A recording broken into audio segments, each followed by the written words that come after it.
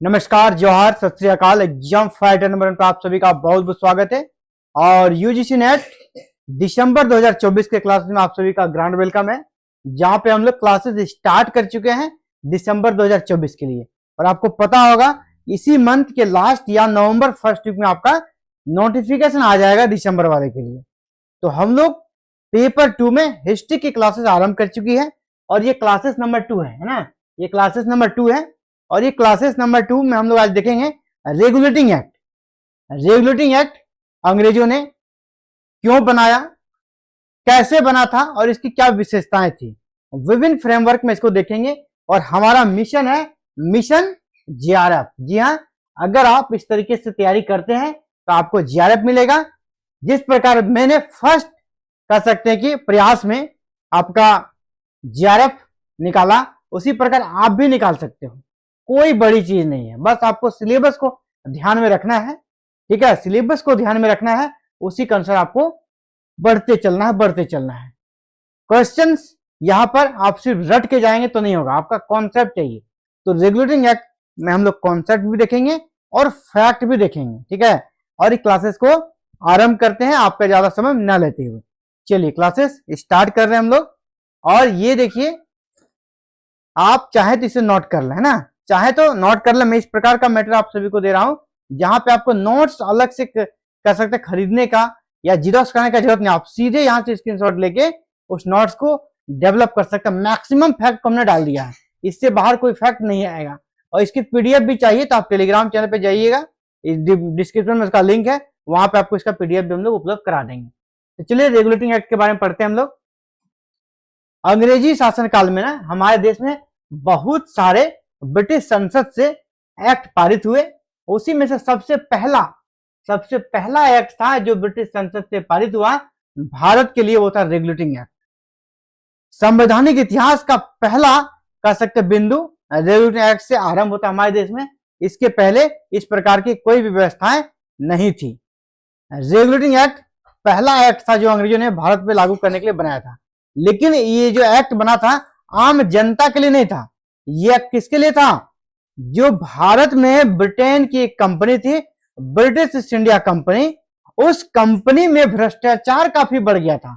वो company out of control हो गई थी, सरकार का उस पर नियंत्रण नहीं था। तो सरकार ने उस कंपनी पर नियंत्रण स्थापित करने के लिए, उसको अपने कंट्रोल में लेने के लिए रेगुलेटिंग एक्ट लाया था। और यह भारत के संवैधानिक इतिहास में, मैंने पहले कहा, पहला एक्ट था। ठीक है, तो पहला ही पॉइंट है क्या है, भारत के संवैधानिक इतिहास में सन 1773 का रेगुलेटिंग एक्ट विशेष महत्व रखता है। इस अधिनियम में भारत में कंपनी के प्रशासन पर ब्रिटिश संसदीय नियंत्रणों की शुरुआत हुई। यानी भारत में जो कंपनी बेलगाम हो गई थी, करप्शन बढ़ गया था, उस पर ब्रिटिश संसद ने कंट्रोल करने का प्रयास किया। और इस दिशा में उसका पहला कदम है रेगुलेटिंग एक्ट। तो पहला सवाल, रेगुलेटिंग एक्ट क्यों बना? क्योंकि ब्रिटिश संसद या ब्रिटेन की सरकार ब्रिटिश ईस्ट इंडिया कंपनी जो भारत में रूल्स कर रहे थे उस पर नियंत्रण रखना चाहती थी, इसलिए उसका ये पहला शुरुआत है। बाद में और भी एक्ट आए और उसको कह सकते हैं कि और ज्यादा कंट्रोल करने का प्रयास किया। ये पहला एक्ट था जिसने इस प्रकार का प्रयास किया। इसमें क्या हुआ ना, अब एक तरह से ये क्या हो गया, पहले एक कंपनी यहाँ पे रूल्स कर रही थी और दुनिया को और कंपनी को भी लगता था ये तो मेरा पर्सनल मैटर है ना, यह मेरा निजी मामला है, क्योंकि हमने क्षेत्रों को जीता है ना, हमने भारत पे शासन करना प्रारंभ किया, हमने जो यहाँ पर जो भी उनका एसेट है वो मेरा है। कंपनी को क्या लगता था ये मेरा है, लेकिन अब वैसा नहीं रहा। सरकार ने उसे अपने कंट्रोल में लेने का प्रयास किया। अर्थात अब कंपनी के शासनाधीन क्षेत्र जो भारत में थे का प्रशासन कंपनी के व्यापारियों का निजी मामला नहीं रहा। इसके माध्यम से क्या हो गया, अब कंपनी का ये निजी मामला नहीं रहा, बल्कि सरकार भी इसमें इन्वॉल्व हो गई। क्योंकि इसके चलते जो बदनामी हो रही थी ना, बदनामी ब्रिटेन की हो रही थी। क्योंकि इसको अप्रूवल जो दिया था व्यापार करने के लिए, किसने दिया था? महारानी एलिजाबेथ ने, यानी ब्रिटेन के शासनाध्यक्ष ने इसको कह सकते हैं अप्रूव किया था उस कंपनी को व्यापार करने के लिए। और वही कंपनी अगर गलत काम करे है तो पूरी दुनिया में क्या मैसेज जाएगा कि सरकार का संरक्षण है। लेकिन सरकार इसमें पहले इसके कह सकते इसके संपर्क में थी ही नहीं, सरकार अलग और ये कंपनी अलग थी। लेकिन अब सरकार भी उससे जुड़ी क्योंकि वह बहुत गलत काम कर रही थी और उनका पूरा वर्ल्ड पर इमेज खराब जा रहा था।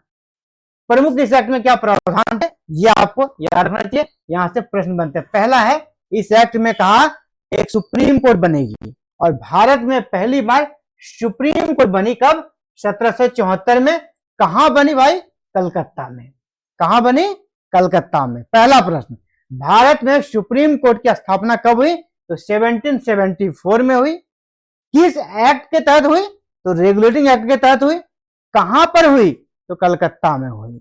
इसमें जो निर्णय दिए जाते थे, जो निर्णय दिए थे, क्या सही है गलत है, तो किस कानून के अनुसार? निर्णय अंग्रेजी कानून के अनुसार दिया जाता था। निर्णय किसके अनुसार? अंग्रेजी कानून के अनुसार। और इसका अधिकार क्या था? प्राथमिक था और अपील था। जो डिस्ट्रिक्ट लेवल पे जो भी न्यायालय थे, वहां से आप अपील के माध्यम से भी यहां जा सकते थे, और या तो सीधे आप सुप्रीम कोर्ट में अपना केस दायर कर सकते थे। इनको दोनों अधिकार था, प्राथमिक और अपीलीय दोनों। इसके बाद यहां एक प्रश्न बनता है, सुप्रीम कोर्ट जो कलकत्ता में बना, सुप्रीम कोर्ट जो कलकत्ता में बना, तो यहां पर जज की भी नियुक्ति हुई। तो ये प्रश्न बहुत बार एग्जाम्स में आता है कि सुप्रीम कोर्ट के पहले न्यायाधीश कौन थे? भारत के सुप्रीम कोर्ट के पहले न्यायाधीश या CGI, chief justice of India, पहले कौन थे? उसका नाम है सर एलिजा इम्पे। कौन थे? Sir Elijah Impey. तो उस समय टोटल 4 यहां पर न्यायाधीश थे, 4, जिसमें एक थे आपके सीजीआई प्लस 3 अन्य थे। एक सीजीआई प्लस 3 अन्य थे, जिसमें सीजीआई का नाम बार बार पूछा जाता है, chief justice of India. First chief justice of India कौन हो गए? Sir Elijah Impey. और इसके साथ 3 अन्य कौन थे? एक का नाम था चोबर, दूसरा लिमेस्टर, तीसरा हाइड। चोबर, लिमेस्टर और हाइड, इन तीनों का नाम आप याद रखिएगा, क्योंकि प्रश्न पूछ देता है कि पहला जो सुप्रीम कोर्ट इंडिया में बना, निम्नलिखित में से कौन उसके न्यायाधीश नहीं थे, ये पूछ देगा। और ये तीनों भी ऑप्शन में रहेगा, एक नया डाल देगा, है ना, फ्रांसिस डाल देगा अलग से, कोई भी अंग्रेजी नाम डाल देगा। आपको चोबर, लिमेस्टर, हाइड याद रखिएगा, तो आपको जिधर से प्रश्न पूछेगा आप कर पाइएगा। और सीजीआई कौन होगा? सर एलिजा इम्पे, भारत के पहले मुख्य न्यायाधीश सर एलिजा इम्पे। इसमें दूसरा प्रोविजन क्या किया गया? भारत में जो बंगाल का गवर्नर था, बंगाल में गवर्नर हुआ करता था, बंगाल में हुआ था, मद्रास में और मुंबई में, उनके 3 गवर्नर हुआ करते थे। कंपनी के शासन के अंतर्गत उस दौर में भारत में उनके 3 गवर्नर थे, 3 प्रेसिडेंसी थी, बंगाल, दूसरा आपका मद्रास और तीसरा बंबई। तो अब इसमें क्या प्रोविजन कर दिया है? बंगाल को थोड़ा विशेष पावर दिया गया, बंगाल प्रोविंस को थोड़ा विशेष पावर दिया गया, क्योंकि उसने सबसे पहली बार बंगाल को जीता था अंग्रेजों ने, और बंगाल पर ही उसका पहला नियंत्रण स्थापित, और बंगाल सबसे बड़ा प्रेसिडेंसी था। इसीलिए बंगाल के गवर्नर को अब बंगाल का गवर्नर जनरल कहा जाने लगा। बंगाल के गवर्नर को क्या कहा जाने लगा? बंगाल का गवर्नर जनरल, यानी उसका रुतबा बढ़ा दिया गया। और मद्रास और बंबई प्रेसिडेंसी का प्रशासन बंगाल के गवर्नर जनरल के अधीन कर दिया गया। यानी जो मद्रास और बंबई में जो गवर्नर थे, उसके पावर को कम किया गया, और बंगाल के गवर्नर के पावर को बढ़ा दिया गया। और बंगाल के गवर्नर के अंतर्गत मद्रास और मुंबई को नियंत्रण में ला दिया गया, बंगाल के नियंत्रण में। और बंगाल के गवर्नर को क्या कहा जाने लगा? Governor general. यहीं पर एक प्रश्न आता है, बंगाल के पहले गवर्नर जनरल कौन थे? यहां पर वारेन हेस्टिंग्स। उस समय बंगाल के गवर्नर कौन थे? Warren Hastings. तो वारेन हेस्टिंग्स को अब गवर्नर की जगह बंगाल का गवर्नर जनरल कहा जाने लगा। ठीक है, इस चीज को याद रखिएगा। तो बंगाल का पहला गवर्नर जनरल कौन हो गया? Warren Hastings. इसके बाद बंगाल में प्रशासन का जो था, उसके लिए प्रशासन का ढांचा था, उसको चेंज किया गया, और प्रशासन मंडल में एक गवर्नर जनरल थे, और उसके साथ 4 उनके सहयोगी। गवर्नर जनरल कौन थे? वारेन हेस्टिंग्स, एक गवर्नर जनरल और उसके 4 सहयोगी का प्रावधान किया गया। यह प्रश्न आता है कि गवर्नर जनरल को सहयोग करने के लिए कितने सदस्यों को रेगुलेटिंग एक्ट के तहत जोड़ा गया, उनके साथ जोड़ा गया? तो टोटल 4। कौन कौन 4 थे उनका नाम याद रखिएगा, फिलिप फ्रांसिस, क्लेवरिंग, मॉनसन और Barwell. Warren Hastings governor general थे, और ये 4 उसके कह सकते प्रशासन मंडल के मेंबर थे, जिसमें फिलिप फ्रांसिस, क्लेवरिंग, मॉनसन और बॉरवेल थे। और कोई भी जो होता ना निर्णय, यहां पर बहुमत से लिया जाता था। 4 में से 3 लोगों को एक साथ जाना होगा, तभी वो बहुमत होगा। या अगर बराबर हो जाएगा, बराबर अगर हो गया तो फिर ये जो आपका गवर्नर जनरल है वो भी वोटिंग कर सकते हैं, यानी मिलाकर 5 हो जाएगा, तो जिधर 3 हो जाएगा वो जीत जाएंगे। तो कोई भी निर्णय कैसे होता था? बहुमत से होता था, कोई भी निर्णय बहुमत से। और जो ये मेंबर होते थे इनको हटाने का भी प्रोविजन था। तो कैसे? कोर्ट ऑफ डायरेक्टर्स, कंपनी का जो कोर्ट ऑफ डायरेक्टर्स था उसके सिफारिश पर केवल ब्रिटिश सम्राट ही उसको हटा सकते थे, और इसकी सेवा 5 साल के लिए फिक्स कर दी गई थी। अगर बीच में हटाने का जरूरत पड़ा तो कौन हटाएगा? कोर्ट ऑफ डायरेक्टर्स के सिफारिश पर ब्रिटेन का जो सम्राट है वही हटा पाएगा। प्रशासन मंडल यानी 1+4 जो 4 लोग थे उनके सदस्यों का चुनाव 5 साल के लिए होता था। कितने साल के लिए? 5 साल के लिए किया जाता था। प्रशासन मंडल में निर्णय बहुमत से लिए जाते थे, मैंने पहले ही बता दिया आपको, बहुमत से लिए जाते थे। मत बराबर होने पर अध्यक्ष अपना मत कर सकते थे। कंपनी के प्रत्येक सैनिक तथा असैनिक पदाधिकारी को किसी भी व्यक्ति से उपहार, दान या पारितोषिक लेने पर प्रतिबंध लगा दिया है ना। पहले ये क्या होता था ना, कंपनी को जब पकड़ा कि आप करप्शन ले रहे हैं, आप पैसा घूस ले रहे हैं, तो ये कहते नहीं सर ये घूस नहीं है, ये गिफ्ट, हमको गिफ्ट दे रहा है ना, उपहार दे रहा है। तो उपहार तो कोई भी दे सकता है, जैसे अभी भी होता है। आपका अगर कहीं ऑफिस में कोई अच्छा काम कर दिया कोई पदाधिकारी, आजकल क्या करते हैं? उपहार में चेगो एसी उसका रूम में लगवा दिया, एक बड़ा सा कलर टीवी लगा दिया, तो वो करप्शन है। लेकिन जब वो पूछते हैं क्या बताता है? गिफ्ट कर दिया, मेरा आदमी हमको गिफ्ट कर दिया। अब किसी को सोने का ब्रेसलेट गिफ्ट कर दिया किसी अधिकारी को, गिफ्ट क्यों करता है? गिफ्ट आखिर उससे कुछ गलत तरीके से काम फिर निकालना है। एक तरह से वो भी हमारा क्या था? वो क्या था?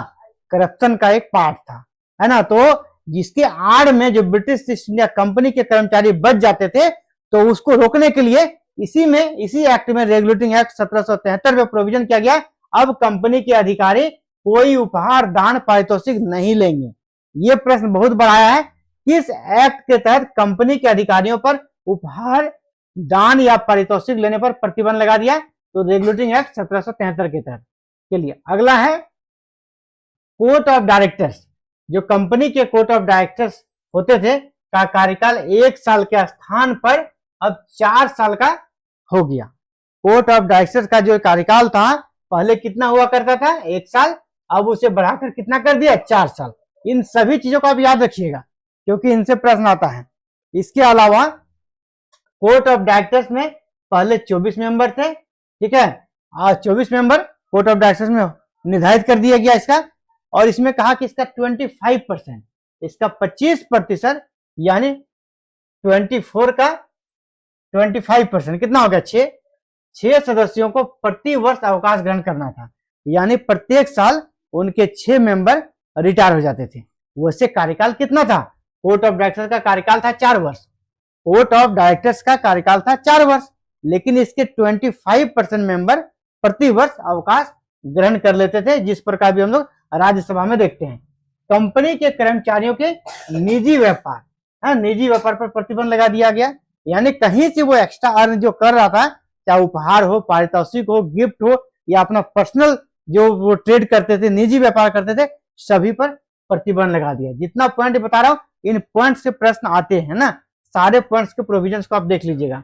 कंपनी के अधिकारियों एवं कर्मचारियों का वेतन बढ़ा दिया गया। बोला कि अच्छा आप लोग करप्शन इसीलिए करते हैं क्योंकि आपका सैलरी कम है, आपको रहने में दिक्कत होता है, कोई बात नहीं, हम आपको वेतन बढ़ा देंगे। सबके वेतन को पूरा बढ़ा दिया गया ताकि आपका इंडिया में हर जरूरत आप पूरा कर सकते हो, आपको करप्शन करने की जरूरत नहीं पड़ेगी। एक कॉन्सेप्ट है कि अगर अधिकारियों का आप वेतन बढ़ा देंगे तो करप्शन करेगा ही नहीं, सारी जरूरतें उसकी पूरी हो जाएगी। लेकिन कहते हैं ना कि जिसको करप्शन का आदत लग गया ना, उसका पेट कभी भरता नहीं है, वो चाहता है कि और हम लेते रहें, है ना, लेकिन वो छोड़ता नहीं है। लेकिन ये प्रयास किया गया कि वेतन बढ़ा दिया गया ताकि करप्शन का जरूरत नहीं पड़े। इस अधिनियम के द्वारा ब्रिटिश क्राउन का कंपनी पर नियंत्रण और सशक्त हो गया। जी हाँ, क्राउन का नियंत्रण तो हो गया क्योंकि ये एक्ट लाया ही था उसी लिए ताकि क्राउन का यहाँ पर नियंत्रण कंपनी पर कराया जाए। अब क्या हुआ? अब कंपनी को भारत के राजस्व, नागरिक, सैन्य मामले संबंधी जानकारी ब्रिटिश क्राउन के साथ साझा करना अनिवार्य कर दिया गया। अब ये कर दिया गया आप क्या क्या करते हैं, है ना, कंपनी आप क्या क्या इंडिया में काम कर रहे हैं, चाहे आपका राजस्व में कितना आप वसूल रहे हैं, राजस्व कितना वसूल रहे हैं, राजस्व वसूलने का क्या रेट है, इसके अलावा आप नागरिक और सैन्य मामले संबंधी क्या क्या एक्टिविटी कर रहे हैं, इन सभी को ब्रिटिश क्राउन को लिखित रूप से देना होगा, यानी ब्रिटिश क्राउन के साथ इसे साझा करना होगा। यह अनिवार्य कर दिया गया। हालांकि इस एक्ट में बहुत सारी खामियां थी और इस एक्ट की खामियों को दूर करने के लिए 1781 में 1773 के रेगुलेटिंग एक्ट की खामियों को दूर करने के लिए 1781 में एक एक्ट लाया, ठीक है, अमेंडमेंट एक्ट लाया और उसके माध्यम से इस एक्ट के कमियों को दूर करने का प्रयास किया गया। और बाद में हम लोग देखेंगे अगले क्लास में, इसके बाद और एक एक्ट आया था पिट्स इंडिया एक्ट, ठीक है, तो उसके बारे में नेक्स्ट क्लास में देखेंगे। तो रेगुलेटिंग एक्ट से जुड़ा हुआ जो भी प्रश्न बनेगा उसको हमने कर लिया है। अगर आपको पॉइंट्स बनाना है, स्क्रीनशॉट लेना है, तो मैं पूरे एक बार पूरे को आपके सामने कर सकते हैं, स्क्रॉल कर देता हूं। आपको जिस भी पॉइंट का जरूरत है आप उसे पॉज करके वीडियो में नोट कर सकते हैं या चाहे तो स्क्रीनशॉट भी ले सकते हैं। मैं साइड सेट जा रहा हूं, आप इसे देख लें, है ना, इसे देख लें। और अगर आपको पीडीएफ नोट्स चाहिए तो टेलीग्राम चैनल है, वहां पर वीडियो के डिस्क्रिप्शन में, वहां पर मैं आपको इसका पीडीएफ भी प्रोवाइड करा दूंगा। चलिए स्टार्टिंग से लेकर मैं लास्ट तक फिर से स्क्रॉल कर दूं ताकि आपको स्क्रीनशॉट करने में कोई दिक्कत ना हो। और अगर आप चाहें तो नोट डाउन भी कर सकते हैं आराम से वीडियो को पॉज करके। अगर पीडीएफ नोट्स चाहिए तो टेलीग्राम चैनल से जुड़ें, वहां आपको पीडीएफ नोट्स प्रोवाइड करा दिया जाएगा। चलिए इस वीडियो में इतना ही। Thank you. जय हिंद, जय भारत। हमारा मिशन क्या है? जीआरएफ। जीआरएफ से कम कुछ नहीं।